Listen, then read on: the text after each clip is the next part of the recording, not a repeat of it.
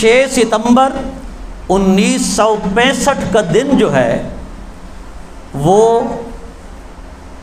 میدان بدر کی یاد کو تازہ کر دیتا ہے۔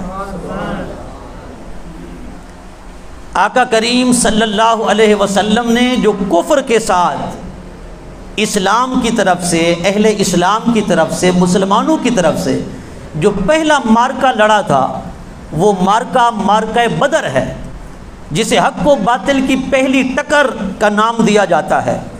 اور یہ جو 6 ستمبر 1965 کا دن ہے، یہ بھی میدان بدر کی یاد تازہ کر دیتا ہے۔ اور اہل پاکستان کے لیے یہ دن بڑا قابل فخر ہے کہ اس دن میں اللہ رب العزت جل مجدہ الکریم نے مسلمانوں کی غیبی مدد فرمائی۔ جہاں ہندوستان کی 27,000 کی وہ فوج جس نے علل اعلان یلغار کرتے ہوئے اور بغیر بتانے کے یلغار کرتے ہوئے اہل پاکستان کو معاذ اللہ ختم کرنے کی ناپاک کوشش کی، اور یہ جنگ 17 دن 18 راتیں جاری رہی۔ اس جنگ کے اندر جو کامیابی اور کامرانی اہل پاکستان کو ملی، وہ صدقہ تھا اللہ رب العزت کی غیبی مدد کا، کہ جس نے اپنے محبوب کے ذریعے سے اہل پاکستان کی مدد فرمائی، اولیاء کرام کے ذریعے سے مدد فرمائی۔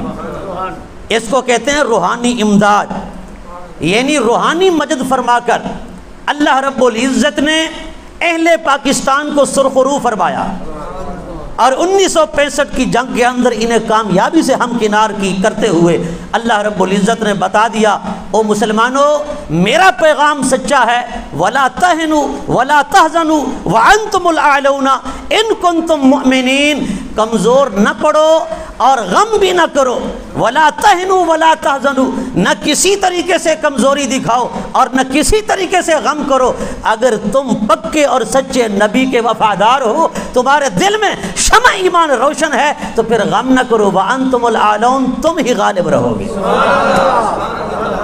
فتح تمہارے قدم چومے گی، کامیابی تمہارے قدم چومے گی۔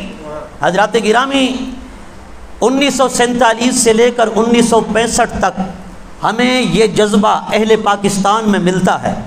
اگر ہم اپنے اسلاف کی تاریخ کو پڑھیں، بزرگوں کی تاریخ کو پڑھیں، 1947 سے 1965 تک مسلمانوں کے اندر یہ جذبہ بھی تھا، مسلمانوں کے اندر یہ سرفروشی کا جذبہ، مسلمانوں کے اندر یہ جاں بازی کا جذبہ، مسلمانوں کے اندر یہ جہاد کا جذبہ، مسلمانوں کے اندر اپنی دھرتی کے ساتھ محبت کا جذبہ، اپنے کلمے کے ساتھ محبت کا جذبہ، اپنے دین کے ساتھ محبت کا جذبہ، جہاد کا جذبہ، وہ صرف مردوں کے اندر ہی نہیں، بچوں کے اندر بھی ولولہ انگیز طریقے سے موجود تھا۔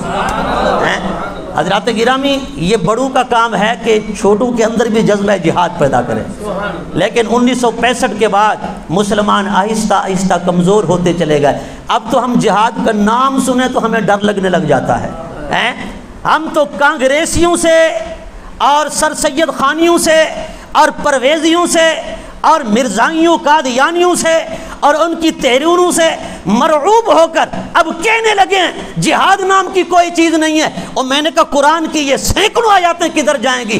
اللہ تو اپنے نبی سے فرما رہا ہے، یا ایھا النبی جاہد الکفار والمنافقین واغلظ علیہم، اے نبی کافروں سے بھی جہاد کرو اور منافقوں سے بھی جہاد کرو، اور ان کے ساتھ کوئی نرمی نہیں، واغلظ علیہم، ان دونوں طبقوں پر سختی کرو۔ میں نے کہا بتاؤ قرآن کا یہ حکم کوئی منسوخ ہو گیا ہے؟ قرآن کی اس آیت کو تم نے کس کھاتے میں ڈال دیا ہے؟ سر سید خانیوں سے، پرویزیوں سے، قادیانیوں سے، مرزائیوں سے، مودودیوں سے اور ان کی تحریروں سے، ان کی تصنیفوں سے مرعوب ہو کر آج عشاقان مصطفیٰ کے اندر بھی سرفروشی اور جاں بازی کا جذبہ کمزور پڑتا جا رہا ہے۔ آخر وجہ کیا ہے؟ میں نے کہا رب کا قرآن تو فرما رہا ہے وَلَا تَهِنُوا وَلَا تَحْزَنُوا وَأَنْتُمُ الْأَعْلَوْنَ إِن كُنتُم مُؤْمِنِينَ۔ اور مسلمانوں کمزوری نہ دکھاؤ، ذرا جاں بازی دکھاؤ، ذرا سرفروشی دکھاؤ، ذرا جذبہ جہاد دکھاؤ، ذرا محبت دکھاؤ، ذرا پیار دکھاؤ، ذرا دین کے ساتھ وفاداری دکھاؤ، پھر دیکھو رب کی مدد آتی کیسے ہے۔ ہے توجہ تو آنی. اگر میدان بدر میں فرشتے آئے تھے مدد کے لیے تو 1965 کی جنگ کے اندر اولیاء کرام اور انبیاء کرام اور صوفیاء اعظام آئے تھے اور انہوں نے اسی طرح مدد فرمائی جیسے میدان بدر کے اندر مسلمانوں کی فرشتوں نے مدد فرمائی تھی. 1965 6 ستمبر کی جنگ میں اللہ والوں نے اہل پاکستان کی مدد فرمائی. یہ روحانی امداد ہے. لوگ ایک دور تھا کہ منکر تھے, وہ کہتے تھے کہ یہ جو مر جانے کے بعد ہے نا کوئی زندگی نہیں ہے. معاذ اللہ. اس عقیدے کو قرآن کریم نے بیان فرمایا بعث بعد الموت کے ساتھ. کس کے ساتھ؟ بعث بعد الموت, یعنی مرنے کے بعد جی اٹھنا. مرنے کے بعد جی اٹھنا. مرنے کے بعد جی اٹھنے کے منکر تھے. وہ کہتے مرنے کے بعد کوئی زندگی نہیں, مرنے کے بعد ہم نہیں اٹھیں گے, مرنے کے بعد ہمارا جینا محال ہے, مشکل ہے. وہ کہتے دیکھو جو گل سڑ کر ہڈیاں بھی ختم ہو گئیں, بالکل اس طرح مٹی میں مل گئے, ملیا میٹ ہو گئے, اب دوبارہ اسی طرح انسان بن کر زندہ ہو کر آ جائیں, اللہ رب العزت ان سے حساب کتاب لے, اللہ تعالیٰ ان سے پوچھ گچھ فرمائے, یہ تو ممکن ہی نہیں ہے, یہ تو ناممکن بات ہے, ایسا ہو ہی نہیں سکتا. اللہ رب العزت نے ان کے عقیدے کو توڑتے ہوئے کئی سالوں کے بعد, کئی سو سال کے بعد, کئی صدیوں کے بعد اللہ نے غار سے اصحاب کہف کے ولیوں کو زندہ نکالا اور نکال کے انہیں لوگوں کے سامنے بھیجا. فرما تم تو کہتے تھے کئی صدیاں زمین میں رہنے کے بعد گل سڑ جاتے ہیں, زندہ ہونا ممکن نہیں ہے, بعث بعد الموت کے منکر ہو. اللہ نے کئی صدیوں کے بعد اصحاب کہف کو نکال کر بتا دیا یہ تمہارے لیے ناممکن ہوگا, رب کے لیے ناممکن نہیں ہے. جو پہلی بار تمہیں بنا سکتا ہے وہ دوبارہ بھی تمہیں بنا سکتا ہے. اوے پاگلو, او بدبختو, اوے نادانو, عقل کے اندھو, یہ بات تو اس کے لیے ناممکن ہو جو عاجز ہو, مجبور ہو, لاچار ہو, جس کے پاس کوئی پاور و طاقت نہ ہو. میں تو ان اللہ علی کل شیء قدیر ہوں. اگر کوئی کارخانہ نہیں تھا, کوئی نمونہ نہیں تھا, میں نے کہیں سے کوئی سیمپل نہیں لیا, میں نے نئے سرے سے تمہیں بنایا. میں نے کہا کہ پیر صاحب کو اس طرح بنانا ہے, مفتی صاحب کو اس طرح بنانا ہے, حافظ صاحب کو اس طرح بنانا ہے, قاری صاحب کو اس طرح بنانا ہے, نبیوں کو اس طرح شان دینی ہے, ولیوں کو اس طرح شان دینی ہے, اور ہر انسان کو میں نے پیدا کرنا ہے, لیکن ایک دوسرے سے ملتا جلتا نہیں ہوگا, ہر انسان جدا جدا ہوگا. رب فرماتا ہے انسان بنانے کے لیے یا کائنات بنانے کے لیے میں نے کوئی سیمپل نہیں لیا, اب تو میرے پاس سیمپل موجود ہے. تم پہلے تھے, اب قبروں میں چلے گئے, تو اسی سیمپل پر میں تمہیں نہیں بنا سکتا, اسی نمونے پر تمہاری ایجاد نہیں کر سکتا, تمہاری تخلیق نہیں کر سکتا. اللہ نے یہ عقیدہ یاد کروایا. لیکن جو منکر تھے اصحاب کہف کو زندہ کر کے رب نے بتا دیا, اور مرنے کے بعد جلانا, زندہ کرنا, جی اٹھنا, یہ رب کے لیے ناممکن نہیں, رب کے لیے ممکن ہے.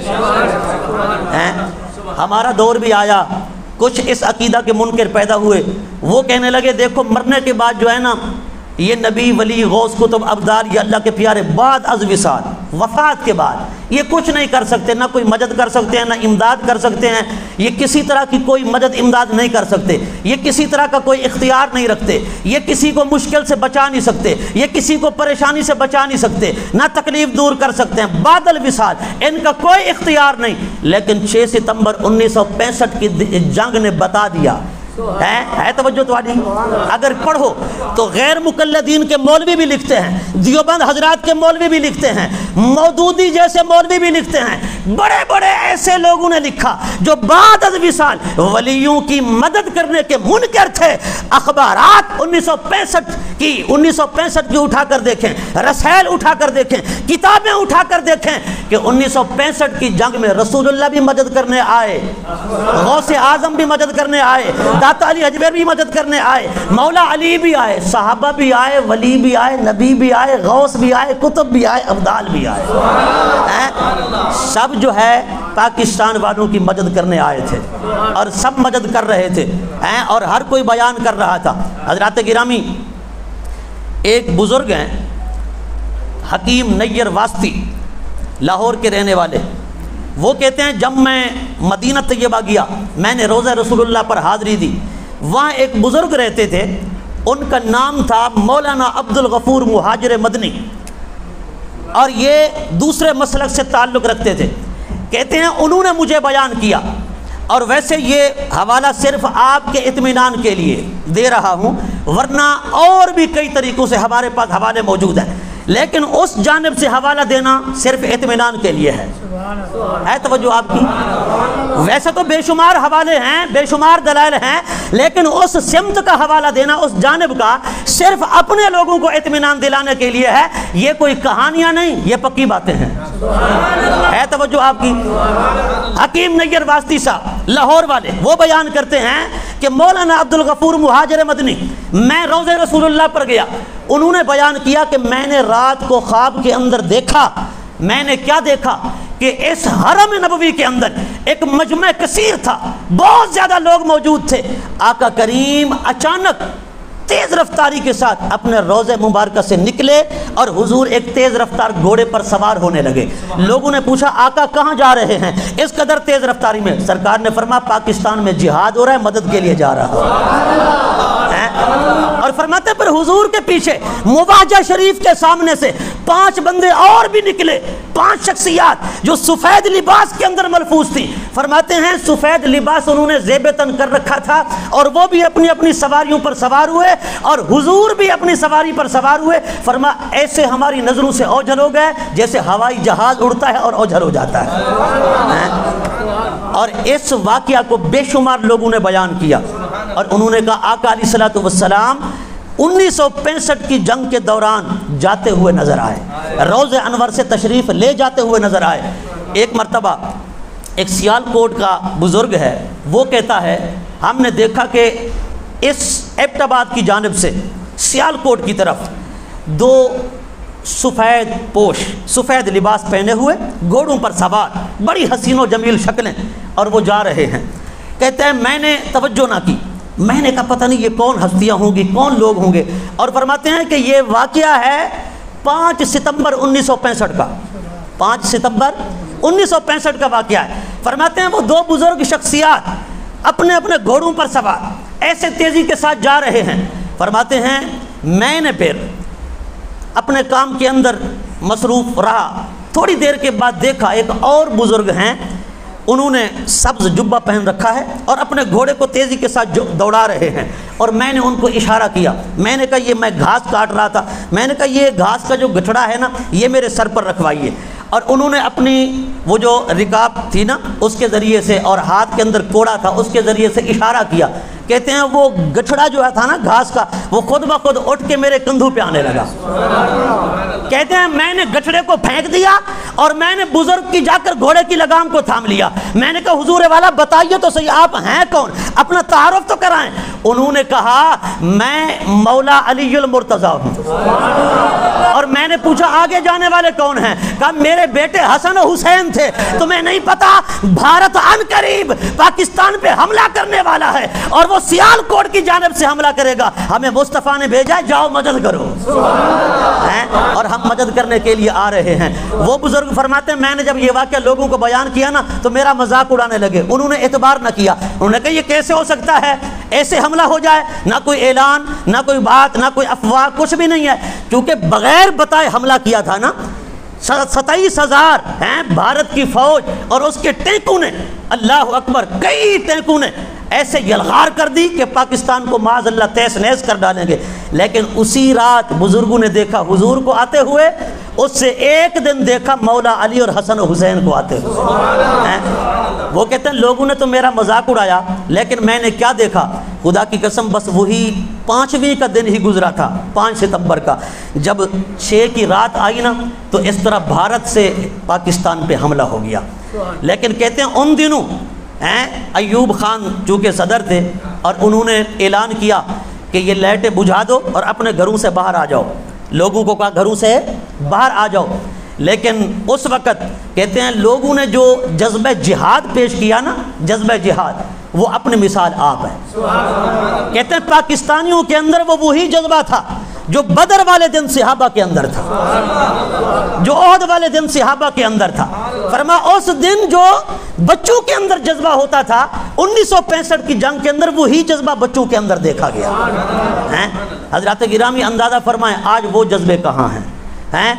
آج ہم فرماتے ہیں پھر وہ لوگ جو بدبخت کہتے تھے کہ پاکستان اب ختم ہو جائے گا، پاکستان کلمے کی بنیاد پر نہیں بنا، پاکستان لا الہ الا اللہ کی بنیاد پر نہیں بنا۔ انہوں نے جب 1965 میں دیکھا کہ ہر زبان پہ یہی نعرہ تھا، پاکستان کا مطلب کیا؟ لا الہ الا اللہ، ہر زبان پہ یہی نعرہ تھا، پاکستان کا مطلب کیا؟ لا الہ الا اللہ۔ حضرات گرامی، 1965 کی جنگ کے اندر بزرگوں نے بھی مدد فرمائی۔ مولانا مودودی صاحب نے اپنے ایک ماہنامہ آئین کے اندر، ان کے ماہنامہ کا نام ہے آئین، اس کے اندر انہوں نے یہ واقعہ بیان کیا، اور اپنی تقریر کے اندر بھی انہوں نے اس واقعہ کو بیان کیا اپنے لوگوں کے سامنے۔ مولانا مودودی کہتے ہیں کہ ایک بھارتی جرنل تھے کری آپا، بھارتی جرنل تھے کری آپا، کہتے ہیں اس کا بیٹا جو تھا وہ پائلٹ تھا۔ کہتے ہیں کہ بھارت کی طرف سے راوی پل پر اور لاہور پر 100 سے زیادہ حملے ہوئے، 100 سے زیادہ بم پھینکے گئے، لیکن کہتے ہیں ایک بم بھی ایسا نہیں تھا جس سے کوئی نقصان پہنچا ہو، وہ سارے کے سارے ناکارہ کر دیے گئے، سارے کے سارے بیکار ہو گئے۔ کہتے ہیں وہ بے ہوش ہو گیا، ویسے تو کئی مارے بھی گئے لیکن 5 ان میں سے زندہ بچ گئے۔ اور کہتے ہیں کری آپا جو تھا بھارتی جرنل، اس کا بیٹا وہ بھی پائلٹ تھا، وہ میو ہسپتال لاہور کے اندر ایڈمٹ تھا، ہسپتال کے اندر۔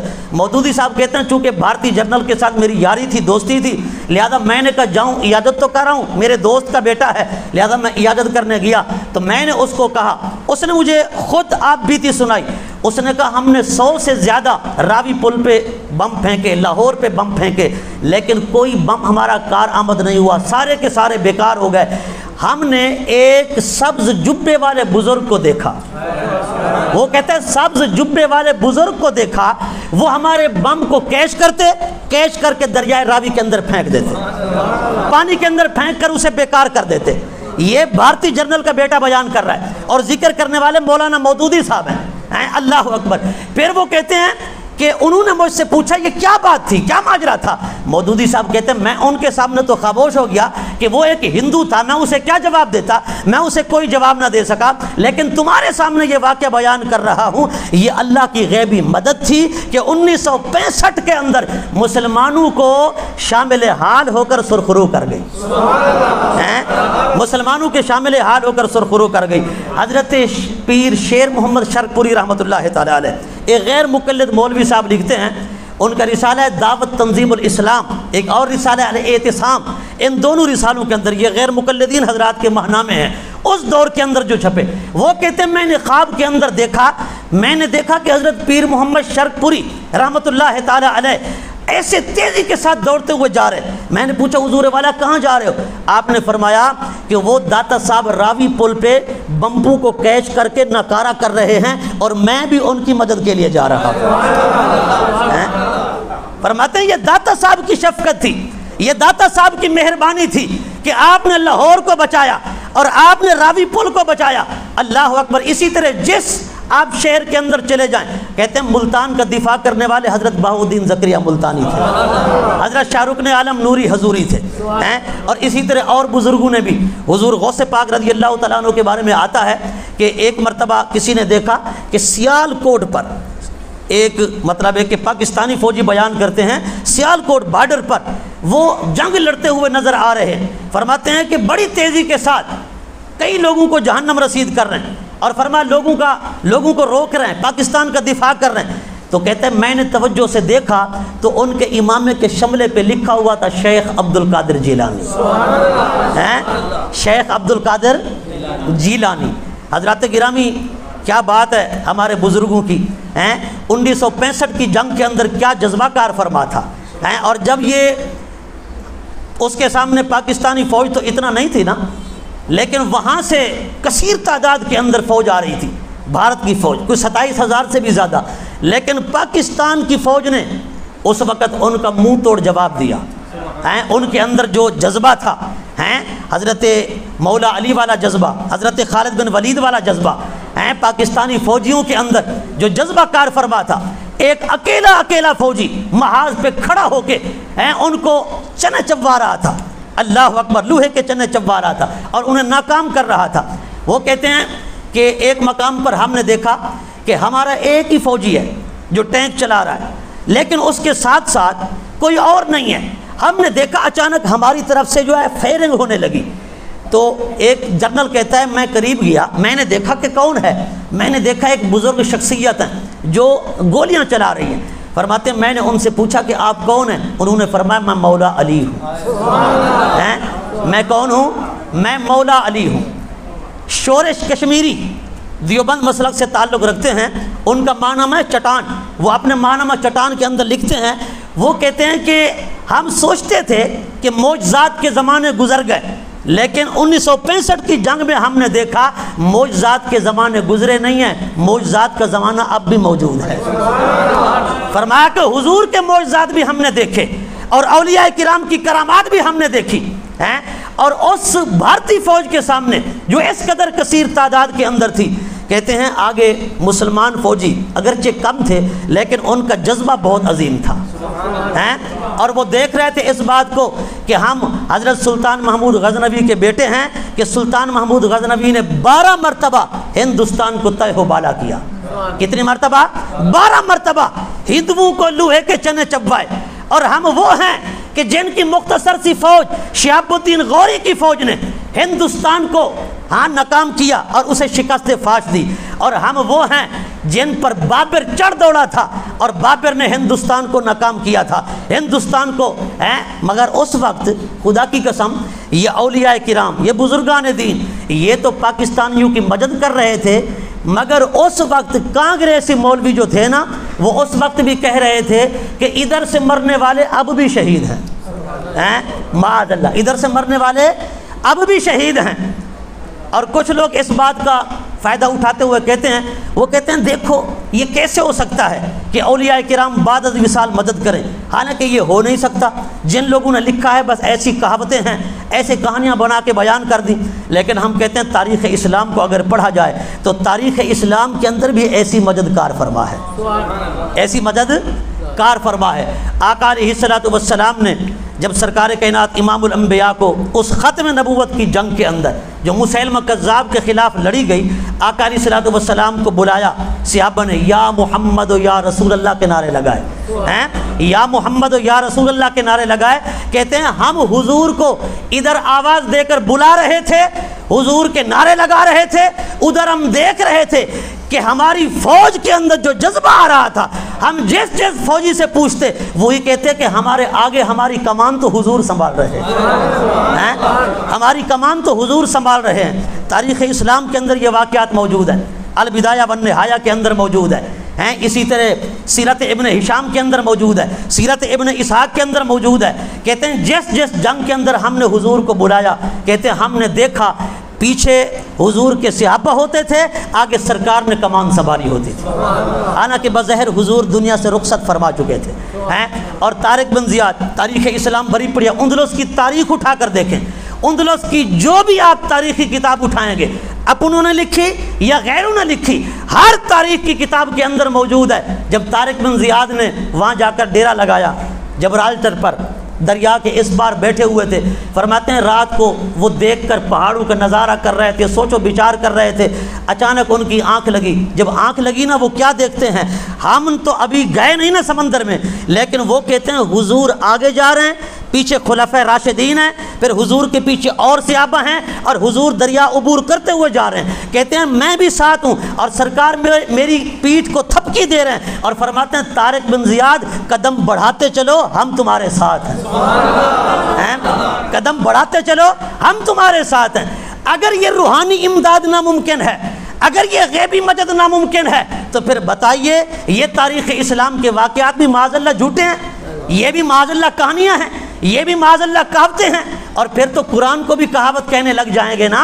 جب جنگ بدر کے اندر اللہ رب العزت نے صحابہ کرام نے دیکھا کہ ہم 313 تھے، ہم دیکھتے سبز اماموں والے گھوڑوں پر سوار بڑی تیز رفتاری کے ساتھ جنگ لڑ رہے ہیں، بڑی جرت کے ساتھ، بڑی بے باکی ساتھ، بڑی بہادری کے ساتھ، اور ہم حضور کی بارگاہ میں عرض کرتے آقا یہ سبز اماموں والے، یہ گھوڑوں پر سوار یہ کون ہیں؟ حضور ہمیں دکھا دکھا کے فرماتے دیکھو یہ جبرائیل ہے، حضور فرماتے دیکھو یہ اسرافیل ہے، حضور فرماتے دیکھو یہ فلاں فرشتہ ہے، یہ فلاں فرشتہ ہے۔ اور اللہ رب العزت فرماتا ہے کہ ہم نے 3000 فرشتوں کے ساتھ صحابہ کی مدد فرمائی، اور وہ ایسی مخلوق تھی بظاہر نظر نہیں آتے تھے، بظاہر نظر نہیں آتے تھے، لیکن اللہ تعالیٰ کی طرف سے غیبی مدد تھی، حضور کو نظر آ رہے تھے، اللہ کی طرف سے مدد ہو رہی تھی، لیکن صحابہ کو نظر نہیں آ رہے تھے۔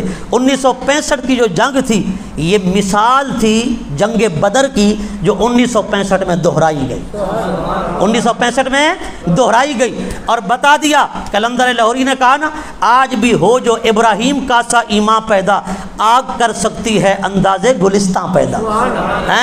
فرمایا کہ آج ایمان پیدا کر لو، آج جذبہ پیدا کر لو، آج وہی ایمان پیدا کر لو جو صحابہ والا تھا، جو تابعین والا تھا، جو اولیاء اللہ والا تھا، جو بزرگوں والا تھا۔ فرمایا آج وہی جذبہ پیدا کرو گے نا تو آج بھی تمہارے لیے فرشتے بھی آ سکتے ہیں، اولیاء اللہ بھی آ سکتے ہیں۔ حضرت مجدد علی ثانی شیخ احمد سرہندی فاروقی رحمۃ اللہ تعالی علیہ، آپ کے حوالہ سے آتا ہے روایات کے اندر کہ آپ کے مزار پر انوار پر، سرہند شریف میں مزار پر انوار پر کہتے ہیں کہ 1965 کی جنگ میں نا 6 ستمبر سے لے کر یہ 17 دن جنگ رہی، 18 راتیں جنگ رہی۔ فرماتی ہیں ہر رات ہم نے آپ کے مزار پر انوار کو منور ہوتے دیکھا۔ فرمایا روشنی ہوتی تھی کہ اس طرح وہ روشنی آپ کے مزار کو لپیٹ لیتی اور آسمان کی طرف اٹھنے لگتی۔ فرماتے ہیں ایک رات خواب کے اندر کسی آپ کے مرید نے، غلام نے خواب کے اندر دیکھا، اور اس نے خواب کے اندر دیکھ کر آپ سے پوچھا، حضور والا آپ کے مزار پر انوار پر اس قدر روشنی کیوں ہے؟ آپ کا مزار منور و تابہ ہے، روشن ہے کہ سارا نور جو ہے آپ کی مزار کو گھیر لیتا ہے۔ حضرت مجدد علی ثانی شیخ احمد سرہندی فاروقی رحمۃ اللہ تعالی علیہ، آپ نے فرمایا پاکستان میں جہاد ہو رہا ہے، ہم پاکستانیوں کی مدد کے لیے جاتے ہیں، پاکستانیوں کی مدد کے لیے جاتے ہیں۔ حضرات گرامی اندازہ فرمائیں، یہ بزرگ، یہ اولیاء اللہ، یہ صوفیاء کرام ہیں، 1947 ہو تب بھی یہ مدد کرتے رہے ہیں، اور اس وقت جو ان کے جانشین زندہ تھے وہ مدد کرتے رہے، اور 1965 کے اندر مزارات والے اولیاء باہر نکل کر مدد کرتے ہیں۔ یہ بزرگوں کا فیضان ہے۔ اس لیے تو ہم کہتے ہیں نا کہ پاکستان جو ہے نا یہ کبھی مٹ نہیں سکتا، پاکستان کو مٹانے والے مٹ جائیں گے، پاکستان کے ختم ہونے کے خواب سوچنے والے اس دنیا میں ذلیل و خوار ہوں گے، نیست و نابود ہوں گے، وہ چاہے قادیانیوں کی صورت میں ہوں، وہ چاہے مرزائیوں کی صورت میں ہوں، وہ چاہے وہابیوں کی صورت میں ہوں۔ آج بھی کچھ بدبخت کہتے ہیں، جب دیکھتے ہیں نا کہتے ہیں پاکستان میں یہی کچھ ہے، دیکھو یہ ہو رہا ہے، وہ ہو رہا ہے، فلاں ہو رہا ہے، یہ ہو رہا ہے، فلاں ہو رہا ہے، وہ پھر پاکستان کو بک بک کرتے ہیں، پاکستان کو گالی دیتے ہیں، کہتے ہیں پھر وہی ہندوستانی اچھا تھا، معاذ اللہ کیا کہتے ہیں، وہی ہندوستانی اچھا تھا۔ مگر ان نالیکوں کو آج وہی سیاہ سفید کے مالک ہو رہے ہیں۔ پر سنیو، خدا کی قسم تمہیں بھی سلام ہے، تمہارے بزرگوں کو بھی سلام ہے، تمہیں بھی سلام ہے، تمہارے بزرگوں کو سلام عقیدت اور تمہیں سلام متارکہ ہے، توجہ، تمہارے بزرگوں کو سلام عقیدت ہے، محبت والا، پیار والا سلام، اور تمہیں بزرگوں کے مشن کو چھوڑنے والا سلام ہے کہ تم نے اپنے بزرگوں کے مشن کو چھوڑ دیا، اپنے بزرگوں کے راستے پر چلنا چھوڑ دیا۔ یہ اولیاء اللہ کا فیضان ہے۔ اے پاکستان کے مخالف، پاکستان کے دشمن نہ تحریک آزادی کے ساتھ ہیں، نہ تحریک پاکستان میں ساتھ ہیں، نہ 1965 کی جنگ میں ساتھ ہیں، ہر موڑ پہ پاکستان کی مخالفت کرنے والے آج پاکستان کے سیاہ سفید کے مالک بننے کے خواب دیکھ رہے ہیں، اور آپ ہیں کہ آپ تھوڑا سا حرکت بھی نہیں کر سکتے، آپ کے اندر تھوڑا سا جذبہ بھی نہیں ہے، آپ کے اندر تھوڑی سی بیداری بھی نہیں ہے کہ کم از کم اپنے بزرگوں کے مشن کو آگے جاری رکھ سکیں۔ اگر بزرگوں کے مشن کو آگے جاری رکھنے والی کوئی جماعت اٹھتی ہے، تو ایک تحریک اٹھتی ہے، کوئی تنظیم اٹھتی ہے، تو آپ وڈیروں سے ڈر جاتے ہیں، آپ جاگیرداروں سے ڈر جاتے ہیں، آپ پیسے والوں سے ڈر جاتے ہیں، آپ علاقے کے سرداروں سے ڈر جاتے ہیں، آپ کہتے ہیں کہ اب جمعیت علماء پاکستان کا ساتھ دیں، ہمارے صحیح تو فلاں پارٹی کے اندر ہیں، اب جو ہے ہم تحریک لبیک یا رسول اللہ کا ساتھ دیں، اب جو ہے ہم سنی تحریک کا ساتھ دیں، اب جو ہے یا رسول اللہ کہنے والوں کا ساتھ دیں۔ یہ ہو کیسے سکتا ہے؟ اور میرے بھائیوں بزرگوں، یہ ایک قدم جو اٹھاؤ گے نا، اس کا پتہ بے شک اب نہیں چلے گا، پر قیامت کے دن پتہ چلے گا۔ قیامت کے دن اس کا پتہ چلے گا کہ ہم نے اگر کسی بزرگوں کی ماننے والی جماعت کا ساتھ دیا تھا اور اس کے ساتھ ایک قدم بھی اٹھایا تھا، اس ایک قدم اٹھانے کا مقام کیا ہے، شان کیا ہے، مرتبہ کیا ہے، یہ قیامت کے دن پتہ چلے گا۔ حضرت مولانا عبدالستار خان نیازی، یہ عاشقوں کو پتہ ہوتا ہے نا، عام بندے کو اس بات کا کیا پتا۔ حضرت مولانا عبدالستار خان نیازی رحمۃ اللہ تعالی علیہ جیل کاٹ کے آ رہے تھے، جیل کے سپرنٹینڈنٹ نے کہا کتنا سال آپ کی عمر ہے بزرگوں، کتنی عمر ہو گئی آپ کی؟ آپ نے چند دن بتائے جو جیل کے اندر گزارے تھے، بس اتنے دن بتا دیے۔ وہ سپرنٹینڈنٹ حیران ہو گیا، اس نے کہا حضور والا آپ جھوٹ بولتے ہیں؟ آپ نے فرمایا میں جھوٹ نہیں بول رہا، یقین جانیے خدا کی قسم میری اتنا ہی عمر ہے۔ اس نے کہا وہ کیسے؟ آپ نے فرمایا جو عمر حضور کی غلامی کرتے گزری ہے بس میں تو اسے ہی شمار کرتا ہوں، باقی میری زندگی رائے گاں ہے، باقی میری زندگی فضول ہے، زندگی ہی وہی ہے جو مصطفیٰ کے نام لگ گئی ہے، حضور کی غلامی میں بسر ہو گئی ہے۔ اور میں نے کہا کائنات کی غلامیاں کرنے والوں آؤ صرف مصطفیٰ کی غلامی اختیار کرو، کائنات تمہاری غلام۔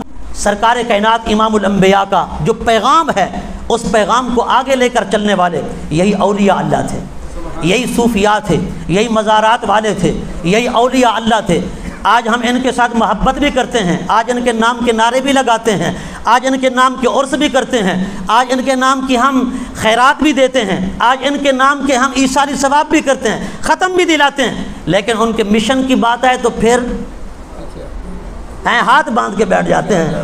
ہم کہتے ہیں یہ کام ہمارا نہیں ہے، یہ کام تو کوئی فرشتے آ کر کریں گے، یہ کام جنات آ کر کریں گے، یہ کام فرشتوں کا ہے یا یہ کام جنوں کا ہے، یہ کام ہمارا نہیں ہے۔ اور میں نے کہا سنیو، اگر تم اسی طرح ہاتھ پہ ہاتھ دھرے بیٹھے رہے، اسی طرح تم نے اپنی زبان کو بند کر لیا، اپنے حقوق کو حاصل کرنے کے لیے گفتگو بھی نہ کی، کلام بھی نہ کی، تو 1857 عیسوی کی جنگ آزادی وہ بھی تمہارے بزرگوں کا کارنامہ ہے، جو بھی کابشیں ہوئیں وہ بھی تمہارے بزرگوں کی محنت تھی، لیکن اس کو بھی مسخ کر دیا گیا۔ 1965 کی اس جنگ ہو، حق و باطل کے درمیان یہ مارکا ہو، اس کو بھی آج کچھ نالیک لوگ اپنے نام کرنے لگے ہیں، اور وہ کیا کہتے ہیں یہ کوئی دین اسلام کی جنگ نہیں تھی، یہ تو سیاسی جنگ تھی۔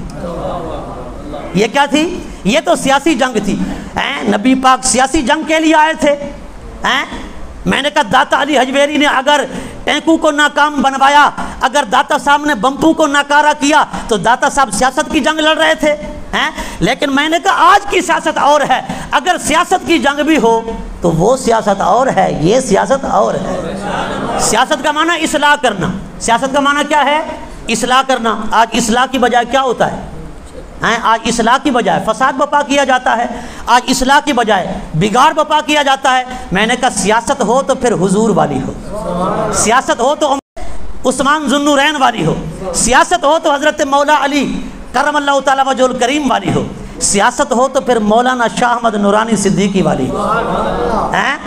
مولانا شاہ احمد نورانی صدیقی رحمۃ اللہ تعالیٰ علیہ، جنہوں نے ہر فورم پر خدا کی قسم قابل ذکر کردار ادا کیا، قابل ذکر۔